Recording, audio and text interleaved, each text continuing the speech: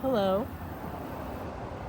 mixtresses and mixters. This is mixtressrae. You're watching Mixtress video. Hanging out at the pool, as you can see. I have a family member that has the means to have a pool. The means, motive, and opportunity. What? Okay, sorry. I'm handheld. I'm gonna try to not be too ridiculous here.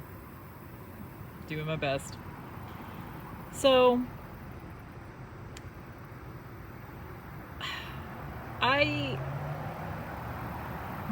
okay, this month, so as I said in the last, sorry, I'm figuring out how to hold this. I think this will work. Sorry for the traffic noise. It's a busy street beyond that fence to your right there. So I'm doing my no-buy for 3 blood moons. I also, in addition to that, some coworkers have invited me to they're doing a no-buy for the month of August. And since one of them knew that I was doing my own version of a no-buy,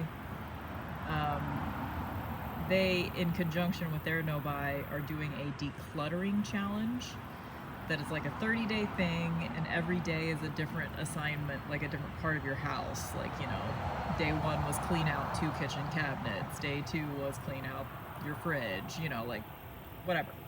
One small portion of your house every single day. So I'm doing that with them, and it's been really emotional, actually. I mean, obviously there's no pressure to get rid of anything. It's more just about like reorganizing things, letting go of expired things or things that you forgot you had that you don't need anymore, or repairing broken things or whatever. It's about managing your stuff is what it is. And it's been really emotional for me, actually, to manage my stuff. Because it's decision fatigue, right? Like every single item, I'm picking up all of my items and I'm deciding each and everything. Do I want to keep this? If so, how do I better utilize it? Does it need to be repaired? Does it need to be reorganized? Is this the right place for it? If I don't want to keep it, what's the most responsible thing to do with it? And I mean, this is like, regular shit that people have to deal with in life, right? It's nothing new. But this is the first time in my life, like I've been, not the first time in my life, but the first time in my adult life that I have been relatively stable. I've been in the same house for 8 years. And in that time, this is the most space I've had as an adult. In that time, I have accumulated quite a bit of stuff. And even I don't actually accumulate a lot of stuff compared to most people that I know. But I guess because I would consider myself an animist, I have a connection to every single thing. I feel a responsibility to every single item in my life. As far as like, if I'm going to keep it, then I need to repair it, then I need to respect it, then I need to dust it, then I need to utilize it for its purpose. And I mean, that's a lot of thinking, right? That's a lot of thinking about objects, but that's what I do. I can't stop myself from doing it. All I can do is better equip myself in my life to respect those objects and deal with those objects. And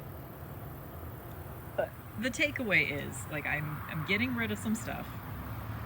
I'm reorganizing stuff. I'm getting rid of stuff.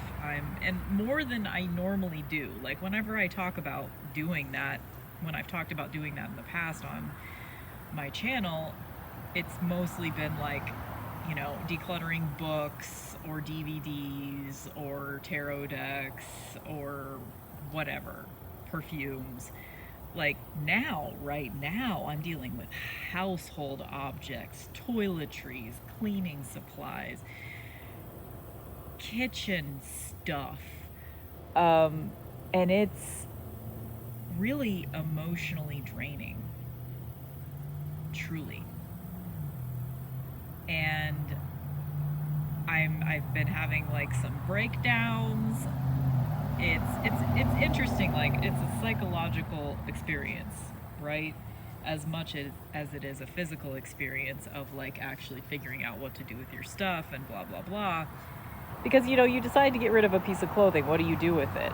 If you take it to a thrift store, as many of us know, that's a lot of that stuff gets shipped off to landfills anyway. You're not actually giving it back to the community all the time like you think you are. You don't necessarily know. When you recycle shit, you don't necessarily know, is it getting recycled? The best thing that you can do with something is directly give it to another human being that can utilize it. But that is incredibly, that's a very, it takes resources. Right? You have to communicate with human beings. You have to find the right thing to do with all of the things. It's exhausting, is the point. It's fucking exhausting. And because it's fucking exhausting, for me, my big takeaway at the moment is I want to be much more mindful about what I bring into my life. Because, I want to be asking myself questions like, okay, if I'm going to buy this tchotchke right now, do I want to dust this for the rest of my life?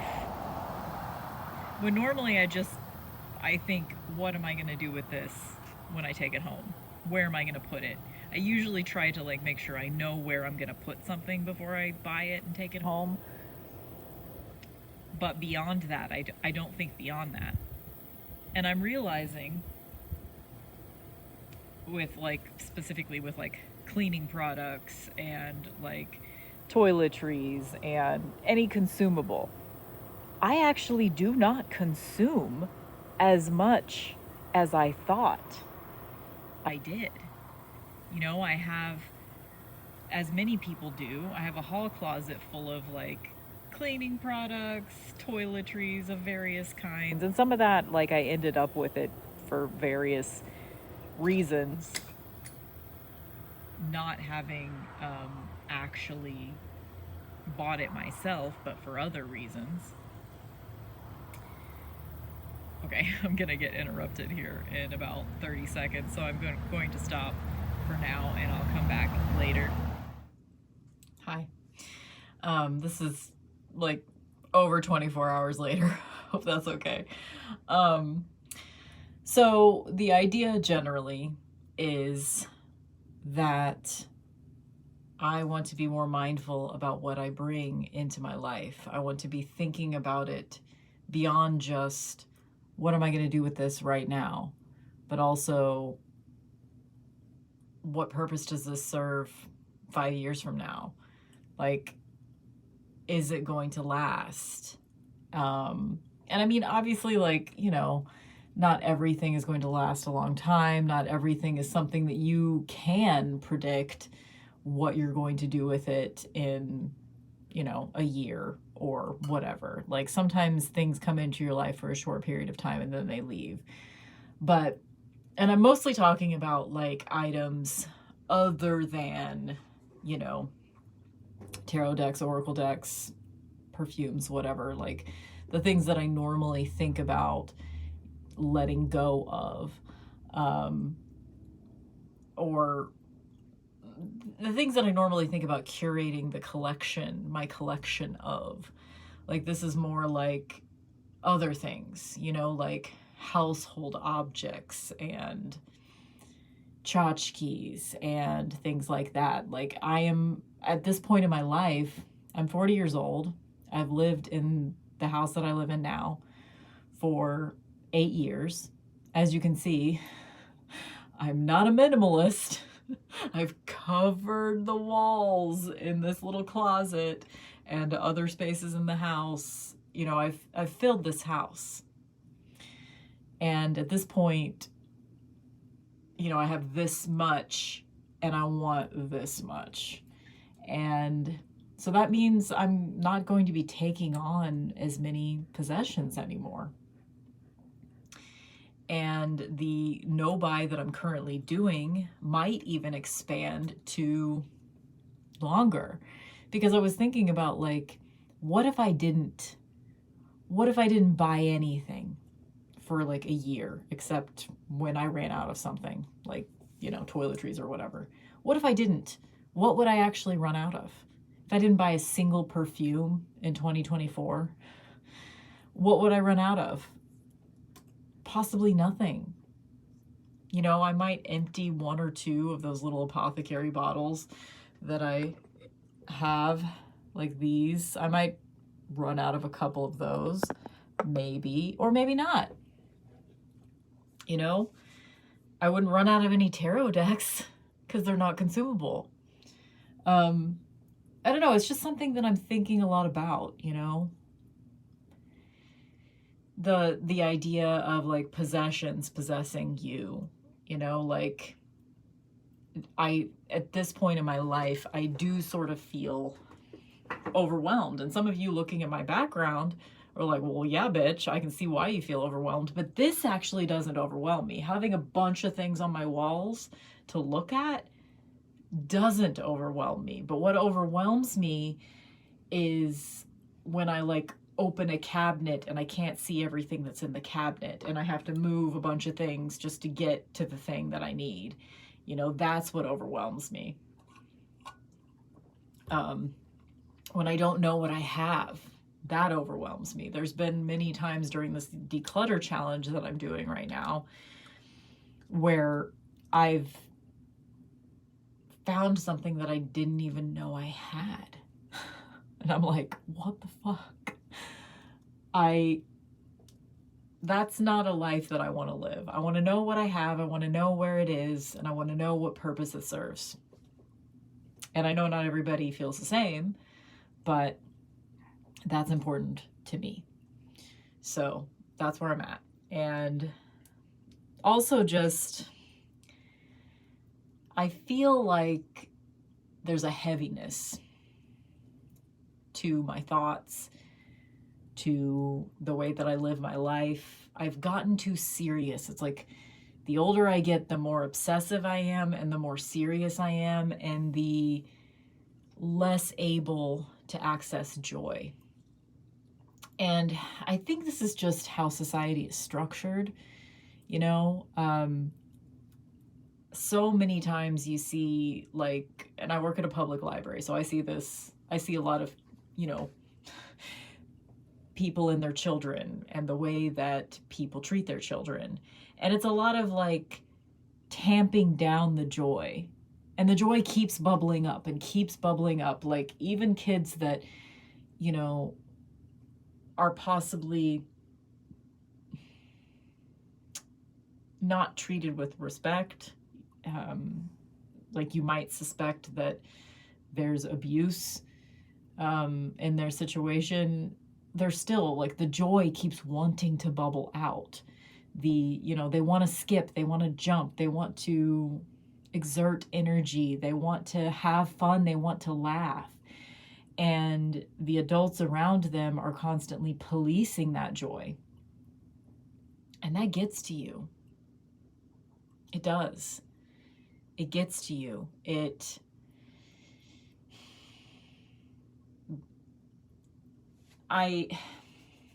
Yeah.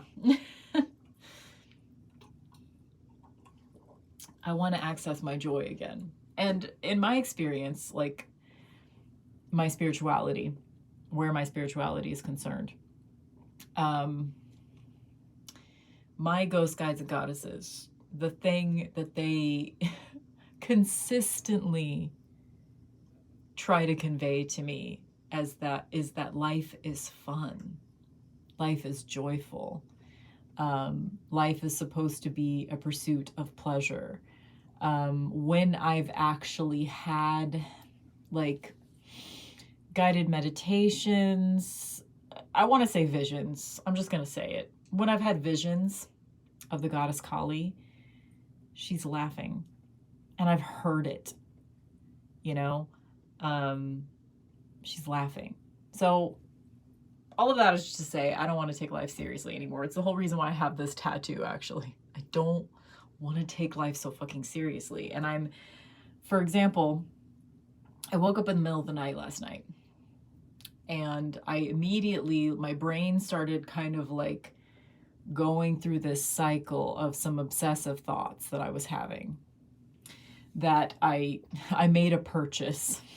It was technically outside of my no-buy. However, I had an excuse for it that I mean, it's my fucking life, and I think this is a good excuse. So, you know, I technically went against my no-buy, but it was a justification that made sense to me. And I woke up in the middle of the night regretting that decision. And then I realized I'm not really regretting it. I'm going through an obsessive thought pattern. You know, I was having a 9 of Swords moment. You know, I was like turning something over and over and over again that didn't need to be turned over.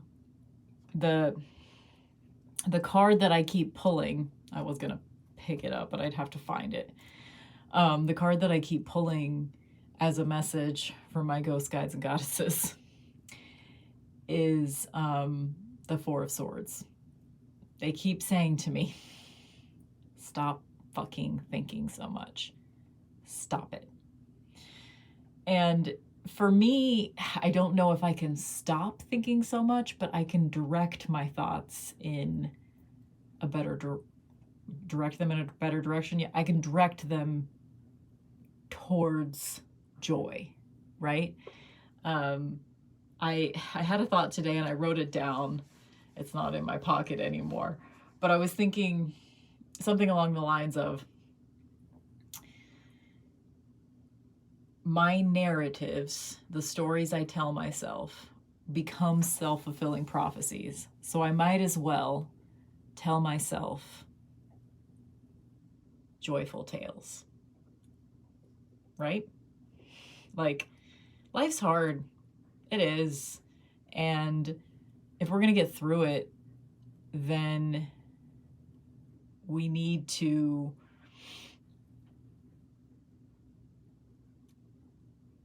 have fun, you know? Bring a little joy to each other's lives. Not so much seriousness, not so much focusing on what's wrong. It seems like the general idea of adulthood is just like paperwork and ailments and like, you know, it's rare. It's rare when you actually meet an adult that is happy, that is mirthful, that is skipping down the street, that is like, I mean, I realize that you get to a point where your knees don't want to skip anymore, but you know what I'm saying? Like, the idea of skipping down the street, like when you meet those people, anyone like over the age of 30 that still has that mirth and joy within, it is so refreshing. I want to be that person. I don't want to be a serious person, but I feel like I've become a serious person. And that's not my natural state. I am a woman of whimsy. And yeah, I mean, I don't know what I'm saying at this point. I'm just saying hi, and thank you guys for, you know, being on this journey of this impromptu babble video that really has no direction, but that's where I'm at right now. Oh, just a little life update, just because I had talked about it several times on this channel. I had pre-ordered Shadow Moonchild, and that is no longer coming to me. I ended up, other people had it, and I watched some flip throughs of it, and I didn't like it as much as I like Moonchild, and I got rid of Moonchild a while ago. But that was the purchase I made last night, actually. I rebought the original Moonchild because I had gotten my money back for Shadow Moonchild, and I just decided, you know what? I had already spent this money because I wanted to replace my Moonchild, and I thought that I might like Shadow Moonchild better, but I don't. Most of the changes that were made in the new Shadow Moonchild, I didn't like, and I miss that deck. You know, I had it for like 2 or 3 years, and I had sent it to someone and they sent it back, and I tried to alter it, like I was going to turn it into an oracle deck, but anyway, the point is I regretted getting rid of it, and that was part of the reason why I ordered Shadow Moonchild, because I thought I was going to like it more anyway. But anyway, so all of that is just to say, if you were one of the handful of people that was excited to see my thoughts about Shadow Moonchild, I mean, my thoughts are basically, I don't really like it. Of course, I love the purple edges and the purple backings on the cards. And some of the changes that were made are cool, and the color scheme is slightly more my thing in the Shadow Moonchild. But the cards that she changed, I was just confused about the changes. Like, for example, the High Priestess was, in the original Moonchild, a beautiful fucking card, and it had lots of High Priestess symbolism in it, and she changed it to just some random chick with a veil over her face. So, and the Empress, I fucking love the Empress in the regular Moonchild. It had like a triple moon situation with like one face facing forward and then profiles of that same person's face facing outward. It was just really breathtaking, and she changed it to just some random chick staring off into space. Like, you know, it seemed like she chose to replace a lot of specific symbolic imagery with more diaphanous blank imagery. I don't know. So I was just disappointed. So I'm happy that I was able to cancel my order and get my money back, because it hadn't shipped yet. And so I was able to do that. So thankfully I was able to do that, so I can go back to my Moonchild that I've missed. So I guess soon, I don't know, what do you guys want to see on this channel? Because at this point, like, I'm not getting new things really. Like, yeah, I'm still going to be babbling about consumerism and shit like that, because that's what I do. And I'm still, you know, I'm going to be probably talking about my journey with, I don't know if a no-buy is going to continue or not. If so, I'll probably talk about it. Oh, I have a little crafting project I can show you. I mean, it's just a tiny little thing, but I bought this planner at Target, and it was just a really boring cover. So I had this really pretty fabric. I don't know if you can see it. Really pretty fabric, and I just covered it. It was just like a little like monthly view planner, and I made it my own. Got my 2023 goals in here. I'm probably not going to show you any of those. I also used some Loteria cards to line the inside after I glued down the fabric, because it had like rough edges on the fabric. So I'm happy with it, because it was just like a little $6 planner, because the Hobonichi life isn't really working for me. It doesn't feel like me, really. I tried it.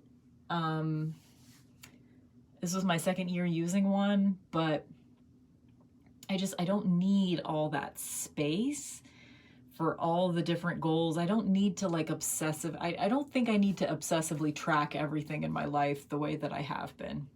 I don't think that's good for me. I think I spend too much time already thinking about what I should be doing. So, you know, this works for me because I can write my, like, this is the way I'm doing it. I can write my like card of the day on each day in the monthly view, and then there's like 15 or so pages of just like blank notes in here that I can fill out. And this goes from July 2023 through 2025. So I don't know if I'll use it for that long, but I mean, I could. No, it goes through June 2025. So It's 2 years. 2 years. July 2023 through June 2025. So, yeah. Anyway, so that's what's going on with me. I am in a transformation, I think, and have been kind of all year, and it's a good thing. It's a good thing. Okay, I'm gonna shut up now. I don't like looking at my own face, so I'm gonna stop. Okay, bye!